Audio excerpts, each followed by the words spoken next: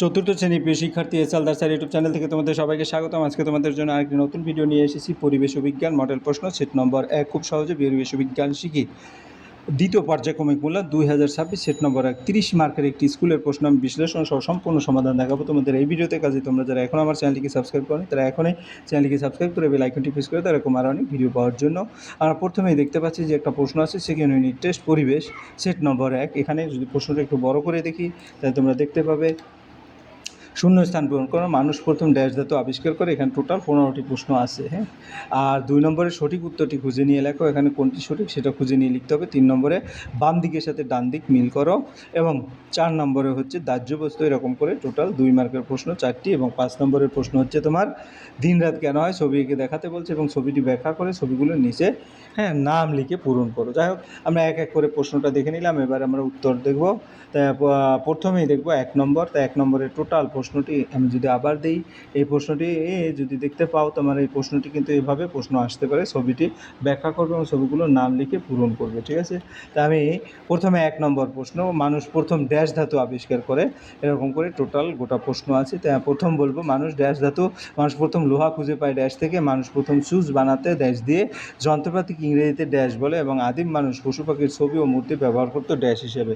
আমরা এক এক করে উত্তর দেবো। মানুষ প্রথম তামা ধাতু আবিষ্কার করে, মানুষ প্রথম লোহা খুঁজে পায় উল্কাপিণ্ড থেকে, এবং মানুষ প্রথম সুচ বানাতো হাড় দিয়ে এবং যন্ত্রপাতিকে ইংরেজিতে বলা হয় টুলস।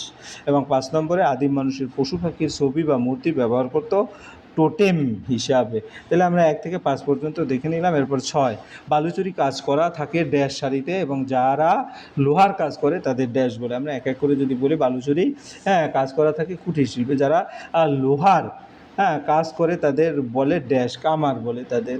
তারপরে তোমার কী হলো, তোমার পটে আঁকা ছবিগুলো ড্যাশ বলে। পটে আঁকা ছবিগুলোকে কি বলে?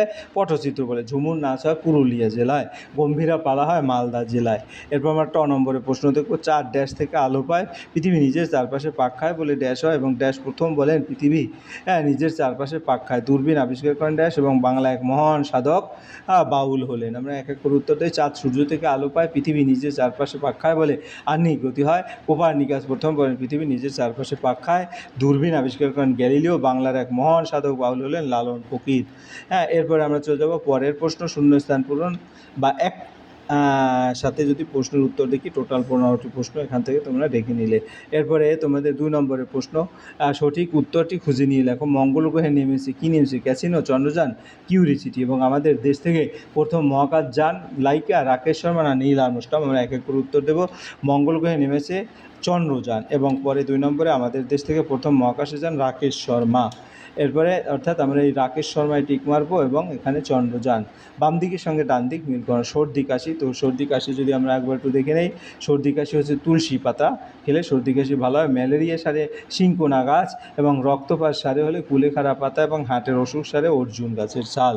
তা আমরা এই তোমার স্তম্ভটা যদি আমরা একটু মিলিয়ে দিই এখানেই, তাহলে কী হবে? সর্দি কাশি এটার সাথে মিলবে হলো তুলসী পাতা। তারপরে ম্যালেরিয়া সারে তোমার শিংকোনা গাছ। তারপর রক্তপাত সারে হচ্ছে তোমার আমার আবার একটু দেখে আসি। রক্তপাত কুলেখাড়া পাতা। তো কুলেখাড়া পাতা হচ্ছে তোমার এই 3 নম্বর। এবং হার্টের অসুখ সারে অর্জুন গাছের ছাল। তাই এই ছিল তোমার 3 নম্বরের প্রশ্নের উত্তর। এবার 4 নম্বরে যদি আমরা দেখি, 4 নম্বরে কী প্রশ্ন আছে? 4 নম্বরে হচ্ছে দাহ্য বস্তু কাকে বলে উদাহরণ দাও, অথবা পাহাড়ি অঞ্চলে মানুষদের জীবিকাগুলো কী কী? তো দাহ্য বস্তু বা দৃঢ় যেসব বস্তু নির্দিষ্ট আকার আয়তন আছে সেগুলি হচ্ছে দৃঢ় বস্তু, আর দাহ্য বস্তু যা খুব সহজেই জলে সেগুলি হচ্ছে দাহ্য বস্তু। যেমন দৃঢ় বস্তু হচ্ছে বই, টেবিল, পাথর, এবং দাহ্য বস্তু হচ্ছে কি? দাহ্য বস্তু তোমার দেখা গেছে তোমার কেরোসিন, তারপর যে খড়, এগুলি যে সহজেই জ্বলে ওঠে। ঠিক আছে, এরপরে পাহাড়ি অঞ্চলে মানুষদের জীবিকাগুলি কী কী? পাহাড়ি অঞ্চলে মানুষের জীবিকাগুলি হলো চাষবাস, পশুপালন, কাঠ কাটা এবং পর্যটন ব্যবসা। এরপরে আমরা চলে যাব 2 নম্বর। কত রকমের হাতের কাজ সম্পর্কে জানো, লেখো। পিতল ঢালাই শিল্পীরা কী কী নামে পরিচিত?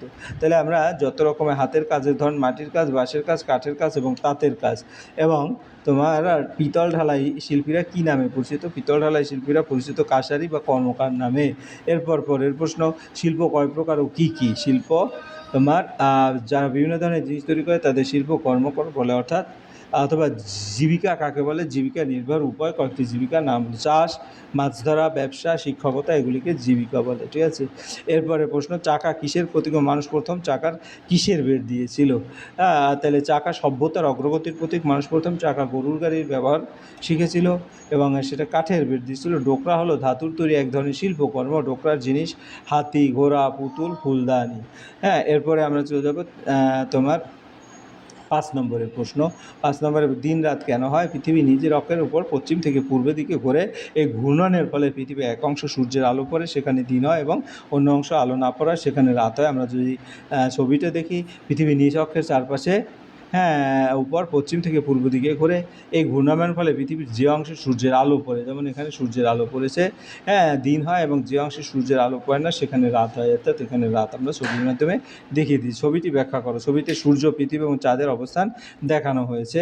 তো এখানে পৃথিবী সূর্যের চারদিকে একটি নির্দিষ্ট পথে ঘোরে, একে পৃথিবীর কক্ষপথ বলে। আবার চাঁদ পৃথিবীর চারিদিকে একটি নির্দিষ্ট কক্ষপথে ঘোরে, একে তোমার আমরা যদি ভালো করে দেখি তাহলে এখানে দেখতে পাচ্ছি যে ছবিটি সূর্য, পৃথিবী, চাঁদের অবস্থান দেখাচ্ছে। আমরা ছবিটি দেখি।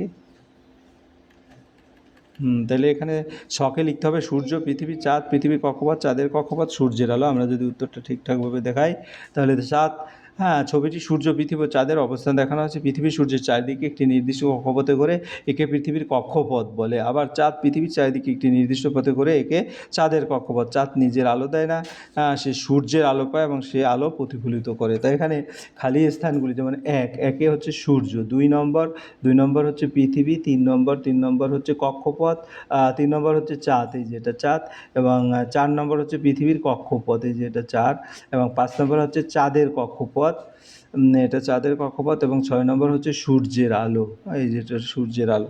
এই ছিল তোমার এই প্রশ্নের সামগ্রিক উত্তর বিশ্লেষণ। ভিডিওটি মনোযোগ সহকারে দেখলে সম্পূর্ণ প্রশ্নই কিন্তু ক্লিয়ার বুঝতে পারবে। পরিশেষে বলবো, ভিডিওটি দেখার জন্য অসংখ্য ধন্যবাদ। ভিডিওটি ভালো লাগলে লাইক, কমেন্ট, শেয়ার করতে ভুলবে না। আজ এই পর্যন্তই। ধন্যবাদ সবাইকে।